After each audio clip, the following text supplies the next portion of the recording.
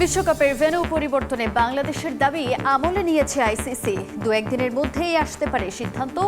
ভারতীয় ক্রিকেট বোর্ডের বিরোধিতা। লিটন, শান্ত, মিরাজরা আন্তরিক হওয়ায় 3 ফরম্যাটে ভিন্ন অধিনায়কের দ্বন্দ্ব তৈরির শঙ্কা নেই, বললেন ফাহিম। দলের প্রতি দায়িত্ব ও বোঝাপড়ায় সালাউদ্দিনেই আস্থা বোর্ডের। এবং লা লিগায় গার্সিয়ার প্রথম হ্যাটট্রিকে রিয়াল বেতিসকে উড়িয়ে দিল রিয়াল মাদ্রিদ। ইপিএলে Manchester City Chelsea high voltage match draw, point হারল লিভারপুল।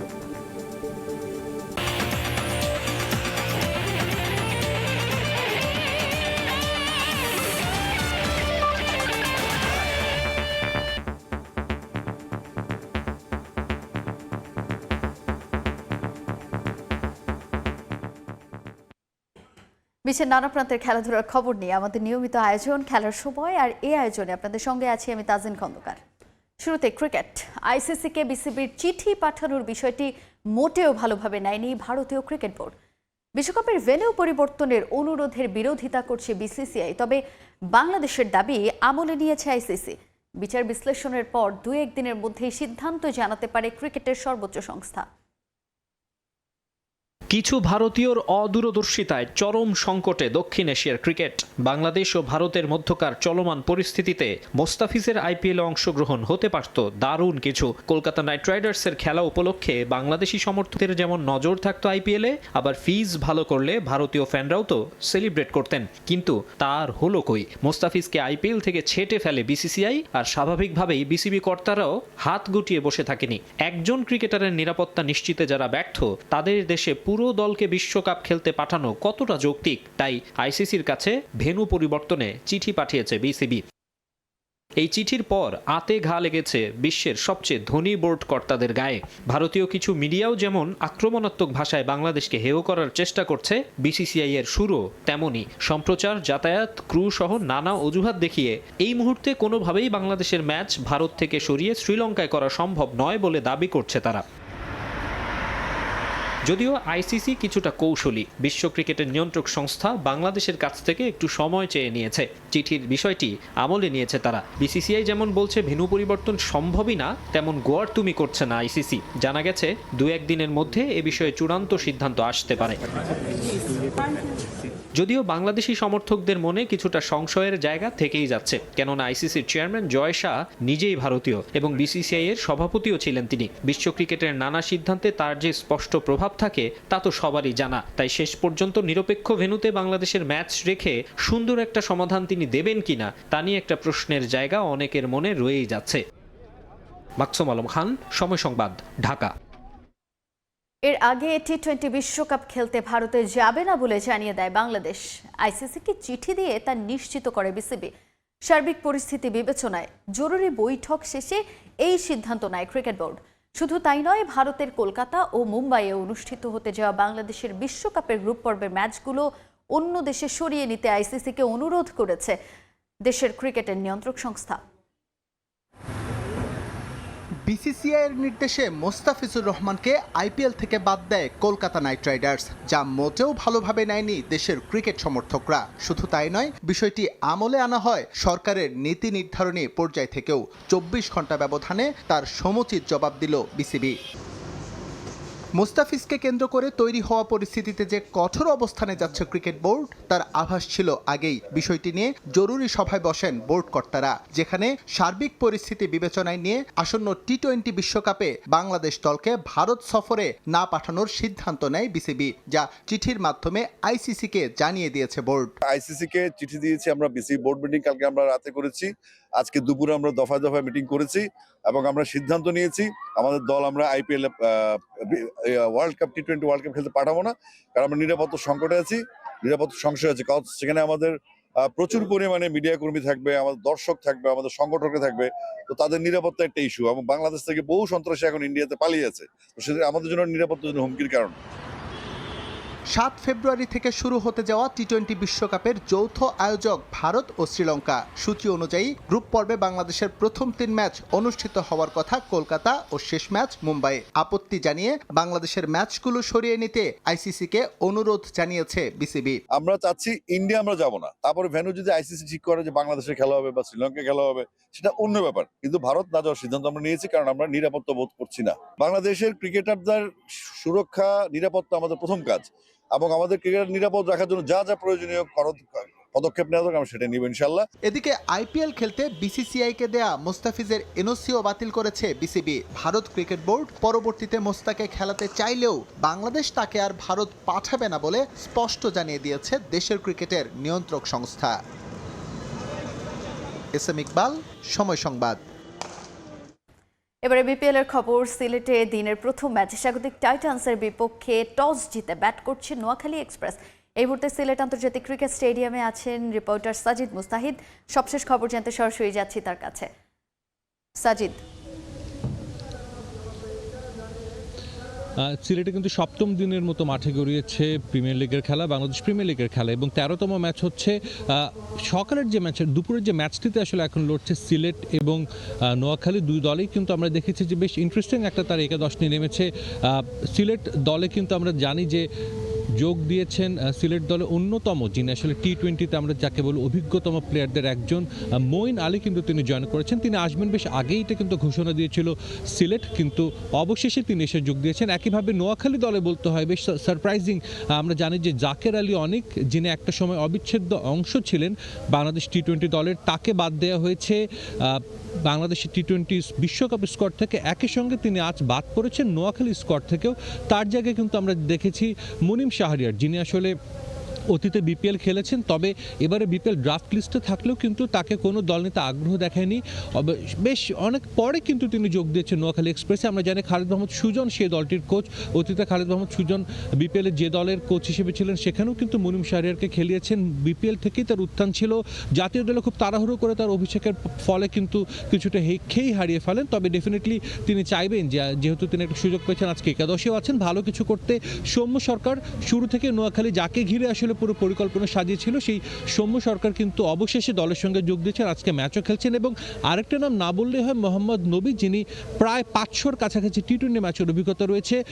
নোয়াখালী কিন্তু টুর্নামেন্টে প্রথম জয় পাওয়ার জন্য তাদের অন্তত সেই ইন্টেন্ট আমরা দেখছি যে তারা একটা ভালো কম্পিটিটিভ দল নিয়ে মাঠে নেমেছে। তবে আমরা জানি যেহেতু আজকে যেটা শুরুতেই বলছি সপ্তম দিনের মতো খেলা চলছে সিলেটে, এই 7 দিনে কিন্তু 13তম ম্যাচ, সো বলতেই বোঝাই যাচ্ছে যে এক ভেন্যুতে এতগুলো ম্যাচ হলো। উইকেট কিন্তু কিছুটা হলেও এটা এফেক্ট পড়ে, যদিও বিসিবি থেকে বলা হয়েছিল যখন চিটাগংয়ের পরিবর্তে এখানে ম্যাচগুলো হবে সেখানে কিন্তু বাড়তি কিছু উইকেট ব্যবহারের কথা বলা হয়েছিল। তবে উইকেট যে কিছুটা হলেও এফেক্টেড হচ্ছে আমরা কিন্তু দেখতে পাচ্ছি। টি-20 সুলভ যে রান কিন্তু সেটা আমরা দেখছি না। গতকালকে লো স্কোরিং ম্যাচ হয়েছে, তার আগের দিনও কিন্তু খুব একটা আমরা বিপিএল যেরকম আমরা দেখি বা টি-20 সুলভ দর্শকরা প্রত্যাশা করে 200+ স্কোর হবে, তেমন কিন্তু দেখা যাচ্ছে না। এবং এখানকার ওয়েদার অনুযায়ী বলা যাচ্ছে যে আজকেও হয়তো খুব বেশি হাই স্কোরিং ম্যাচ আমরা দেখতে পাবো না। 160-70 রানে কিন্তু চ্যালেঞ্জিং হবে। গত রাতে দারুণ একটা ম্যাচে জয় পেয়েছে রংপুর রাইডার্স।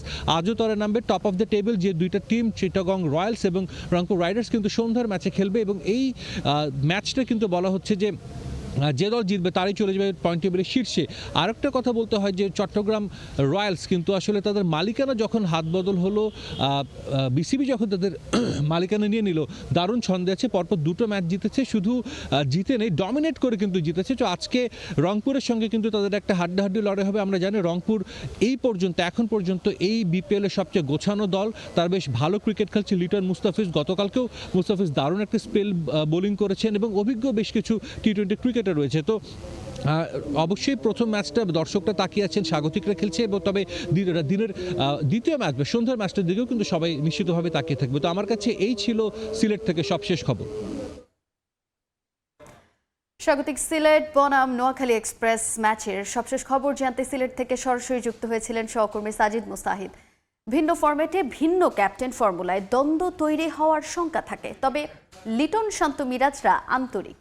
একসঙ্গে বসে আলোচনাও করেছে তারা, জানিয়েছেন বিসিবির cricket operations chairman Nazmul Abedin Fahim. এদিকে আলোচিত সমালোচিত সালাউদ্দিনের উপর পূর্ণ আস্থা বোর্ডের।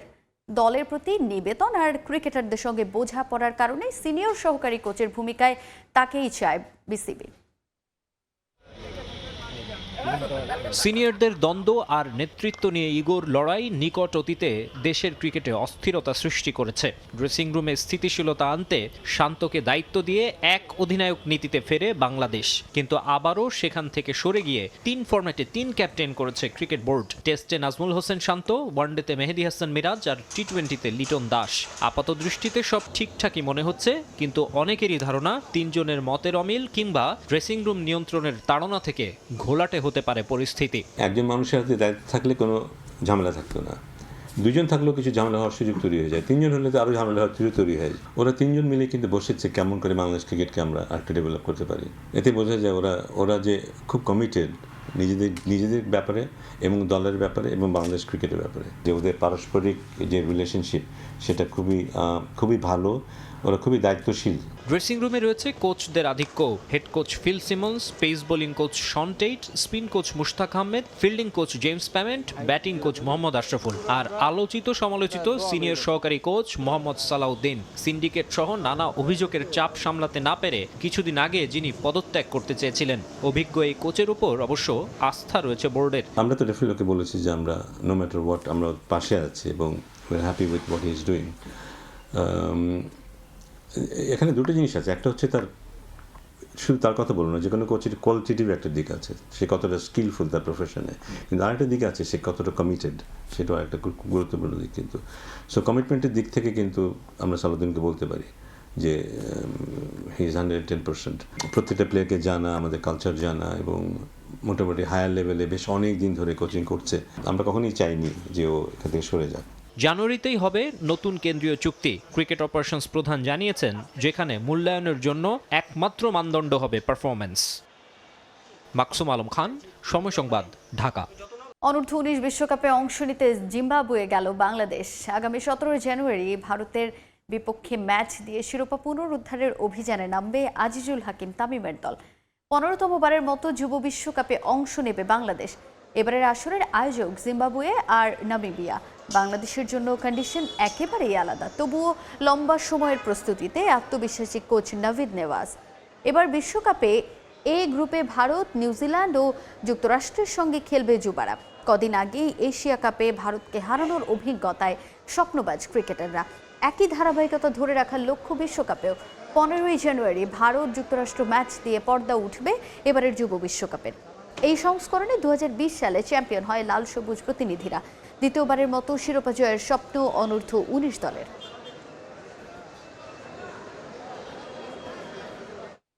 খেলার সময় আরও থাকছে। মেসির অন্তর্ভুক্তি বিশ্বকাপের সৌন্দর্য বাড়াবে। ফুটবলারদের মধ্যে তৈরি হবে প্রতিযোগিতা। মদ কিংবদন্তি ফুটবলার থমাস মুলারের জার্মানির সাফল্য দেখার আশা। এবারে ইউরোপিয়ান ক্লাব ফুটবলের খবর। লা লিগার রিয়াল বেতিসকে 5-1 গোলে বিধ্বস্ত করেছে রিয়াল মাদ্রিদ। ম্যাচে হ্যাট্রিক করেছেন গনজালো গার্সিয়া। এদিকে ফুলহামের সঙ্গে 2-2 গোলে ড্র করেছে লিভারপুল। এই ম্যাচে পয়েন্ট ভাগ করায় 20 ম্যাচ শেষে 34 পয়েন্ট নিয়ে টেবিলের 4-এ আছে আর্নে স্লটের দল। বছরের শেষটায় কোপা দেল রের আগে চ্যাম্পিয়ন্স লিগে ম্যানচেস্টার সিটির কাছে হার। রিয়াল মাদ্রিদের হঠাৎ ছন্দপতনে সমর্থক সাবেকদের কাঠগড়ায় ছিলেন কোচ শাবি আলোনসো। চাকরি হারানোর গুঞ্জন ওঠে তার, তবে সে ধাক্কা সামলে নিয়েছেন রিয়ালের সাবেক এই তারকা ফুটবলার। রিয়াল বেতিসের বিপক্ষে বড় জয় তার চোখে মুখে এনে দিয়েছে স্বস্তি। বছরের প্রথম ম্যাচে প্রতিপক্ষ বেতিস হয় সতর্ক ছিল রিয়াল, কারণ সব শেষ দেখায় তাদের বিপক্ষে হেরেছিল মাদ্রিদিস্তারা। 3 সপ্তাহের জন্য ছিটকে গেছেন দলের সেরা তারকা কিলিয়ান এমবাপ্পে। তার শূন্যতায় নিজেকে মেলে ধরার সুযোগ পান গনসালো গার্সিয়া। সান্তিয়াগো বার্নাবুতে শুরুতে বেশ কয়েকবার সুযোগ হারালেও 20 মিনিটে গোল পেয়ে যায় রিয়াল মাদ্রিদ। দারুণ হেডে গোল করেন গার্সিয়া। লা লিগায় এটাই তরুণ এই স্প্যানিশ ফরওয়ার্ডের প্রথম গোল। দ্বিতীয়ার্ধের শুরুতে ব্যবধান দ্বিগুণ করেন গার্সিয়া। 56 মিনিটে ব্যবধান বাড়িয়ে দলকে জয়ের পথে নিয়ে যান রাউল অ্যাসেন্সিও। 3 গোল হজমের পর 66 মিনিটে হার্নান্দেজের গোলে ঘুরে দাঁড়ায় রিয়াল বেতিস। তবে 82 মিনিটে হ্যাট্রিকের পাশাপাশি দলকে বড় জয় উপহার দেন গনসালো গার্সিয়া। দাপুটে জয় নিয়ে মাঠ ছাড়ে রিয়াল মাদ্রিদ। বড় জয়ের পর শীর্ষে থাকা বার্সেলোনার সঙ্গে ব্যবধান এখন তাদের 4 পয়েন্ট। এদিকে ক্রাভন কটেজে ম্যাচের শুরুতেই লিভারপুলকে হতাশ করে লিড নেয় ফুলহ্যাম। গোল করেন উইলসন। প্রথমার্ধে একাধিক সুযোগ পেলেও সমতায় ফিরতে পারেনি লিভারপুল। অবশেষে 57 মিনিটে সমতার গোল করেন ফ্লোরিয়ান উইর্টস। 1-1 সমতায় যখন ড্রয়ের পথে ম্যাচ, তখনই আবার ঘুরে দাঁড়ায় লিভারপুল। গোল করেন কোডি গাকপো। উল্লাসে মাতে লিভারপুল সমর্থকরা। তবে তখনও বাকি ম্যাচের নাটকীয়তা। শেষ বাঁশি বাজার আগে রিড গোল করলে হতাশা নিয়ে মাঠ ছাড়তে হয় লিভারপুলকে। পারভিন আক্তার, সময় সংবাদ। আবারও স্বাগত খেলার সময়ে। লিওনেল মেসির অন্তর্ভুক্তি বিশ্বকাপের সৌন্দর্য বাড়াবে। নিজ দলের পাশাপাশি প্রতিপক্ষ দলের মধ্যেও প্রতিদ্বন্দ্বিতা বাড়বে বলে মন্তব্য করলেন জার্মানির কিংবদন্তি ফুটবলার থমাস মুলার। মেসি থাকলে বিশ্বকাপে আগ্রহ বাড়বে বলেও মনে করেন সাবেক তারকা ফুটবলার। সম্প্রতি দেয়া এক সাক্ষাৎকারে এমন মন্তব্য করেন মুলার। নিজ দলেরও এবার ভালো সম্ভাবনা দেখছেন বিশ্বকাপে। আর মাত্র কয়েক মাসের অপেক্ষা, এরপরেই মাঠে গড়াতে যাচ্ছে ফুটবল বিশ্বকাপ। যুক্তরাষ্ট্র, কানাডা ও মেক্সিকোতে আয়োজিত এই বিশ্বকাপের শিরোপা জিতবে কে, তা নিয়ে এখন থেকেই চলছে তর্ক বিতর্ক, জল্পনা কল্পনা। কারো চোখে বর্তমান চ্যাম্পিয়ন আর্জেন্টিনাই সেরা, কেউ আবার এবারের আসরের সবচেয়ে ফেভারিট হিসেবে দেখছে পর্তুগালকে। তবে সেই অপেক্ষার অবসান হবে মাঠের ফুটবল শুরুর পরে। এবারের আসরে ফুটবল বিশ্বের সবচেয়ে বড় দুই তারকা লড়বেন। আর্জেন্টাইন সুপারস্টার লিওনেল মেসি ও পর্তুগিজ মহাতারকা ক্রিস্টিয়ানো রোনালদো খেলছেন ওয়ার্ল্ড কাপে, যে কারণে দর্শকদের আগ্রহটাও অনেক বেশি। কেননা 2026 বিশ্বকাপের পর হয়তো দ্য গ্রেটেস্ট শো অন আর্থে দেখা যাবে না লিও ও রনকে। তাই এবারের আসর নিয়ে ভক্তদের উন্মাদনাও অনেক বেশি। শুধু কি ভক্তদের মধ্যে আগ্রহ দেখা যাচ্ছে, সাবেক ও বর্তমান ফুটবলারদের মধ্যেও তুমুল আগ্রহ বিরাজ করছে এবারের বিশ্বকাপ নিয়ে। লিওনেল মেসির অংশগ্রহণে বিশ্বকাপে দর্শকদের শুধু আগ্রহ বাড়ে তা নয়, ওয়ার্ল্ড কাপের সৌন্দর্যও বাড়ে। সঙ্গে সঙ্গে দলগুলোর মধ্যে তুমুল প্রতিদ্বন্দ্বিতা তৈরি হয়, যে কারণে ম্যাচগুলোও হয় উপভোগ্য। এমন মন্তব্য শুধু দর্শকরাই নয়, এবার একই কথা বললেন সাবেক জার্মান কিংবদন্তি থমাস মুলার। সম্প্রতি ম্যাজেন্টা টিভিকে দেয়া সাক্ষাৎকারে মুলার আরও বলেন, মেসির অন্তর্ভুক্তি আর্জেন্টিনা দলকেই ভিন্ন এক রূপ দেয়। প্রতিদ্বন্দ্বিতা বাড়ার সঙ্গে সঙ্গে দলের মধ্যে জয়ের দৃঢ়তাও বাড়ে। আমার দৃষ্টিতে মেসি যদি বিশ্বকাপে থাকে তাহলে সেটি বেশ আগ্রহ জাগানো একটি বিষয় হবে। শুধু দর্শকদের আগ্রহ থাকবে তাই নয়, দলগুলোর মধ্যেও তুমুল আগ্রহ লক্ষ্য করা যাবে। তার অংশগ্রহণ অবশ্যই দলের সামগ্রিক ভারসাম্য পুরোপুরি বদলে দিতে পারে। এটা ভালো দিকেও যেতে পারে, আবার খারাপ দিকেও। আর্জেন্টিনা দলে আত্মবিশ্বাস অনেক বেড়ে যায় মেসির অন্তর্ভুক্তিতে। লিওনেল মেসিকে নিয়ে মন্তব্য করেই থামেননি মুলার। এবার 2026 বিশ্বকাপে জার্মানির সম্ভাবনা নিয়েও কথা বলেছেন জার্মান তারকা। নিজেদের দল নিয়ে ভালো সম্ভাবনা দেখছেন তিনি। প্রতিপক্ষদের নাম দেখলেই বোঝা যায় পরের পর্বে ওঠা আমাদের জন্য বাধ্যতামূলক হয়ে দাঁড়িয়েছে। কুরাসাও ফুটবল দুনিয়ায় প্রায় অচেনা এক নাম, আর আইভরি কোস্টের সঙ্গে আমাদের লড়াই হবে। পাশাপাশি ইকুয়েডর, দক্ষিণ আমেরিকার বাছাই পর্বে যারা রানার্স আপ হয়েছিল তাদের সঙ্গেই লড়াই হবে। এবারের বিশ্বকাপ অন্য যে কোনো বারের তুলনায় উপভোগ্য হবে বলেও মন্তব্য করেন মুলার।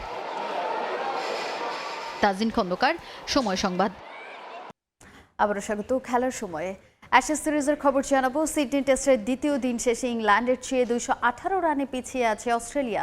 এর আগে জো রুটের সেঞ্চুরিতে প্রথম ইনিংসের সবকটি উইকেট হারিয়ে 384 রান করে 3 লায়ন্স। আগের দিনের 3 উইকেটে 211 রান দিয়ে দিনের দ্বিতীয় দিন ব্যাটিংয়ে নামে ইংল্যান্ড। শুরুটা ভালোই করেন দুই অপরাজিত ব্যাটার হ্যারি ব্রুক ও জো রুট। ব্রুক 84 রানে বিদায় নিলেও ক্রিজে লড়াই চালিয়ে যান রুট। তুলে নেন ক্যারিয়ারের 41তম টেস্ট সেঞ্চুরি। সর্বকালের সেঞ্চুরিয়ানদের তালিকায় 3-এ আছেন তিনি। রুটের উপরে আছেন কেবল জ্যাক ক্যালিস ও সচিন টেন্ডুলকার। আর মাত্র 63 রান করতে পারলে টেস্টে সচিন টেন্ডুলকারের পর দ্বিতীয় ক্রিকেটার হিসেবে 14,000 রানের মাইলফলক ছোবেন 35 বছর বয়সী এই ব্যাটার। মাইকেল নাসারের শিকার হওয়ার আগে তার ব্যাটে আসে 242 বলে 160 রান। এছাড়াও জেমি স্মিথের 46 রানের সুবাদে প্রথম ইনিংসে সবকটি উইকেট হারিয়ে 384 রান করে ইংল্যান্ড। জবাবে ব্যাট করতে নেমে দিন শেষে অস্ট্রেলিয়ার সংগ্রহ 2 উইকেট হারিয়ে 166 রান। 91 রানে অপরাজিত আছেন ট্রাভিস হেড। এ পর্যায়ে খেলার সময় শীর্ষ সংবাদগুলো এবং লা লিগায় গার্সিয়ার প্রথম হ্যাট্রিকে রিয়াল বেতিসকে উড়িয়ে দিল রিয়াল মাদ্রিদ। ইপিএলে Manchester City Chelsea high voltage match draw, point হারালো লিভারপুল।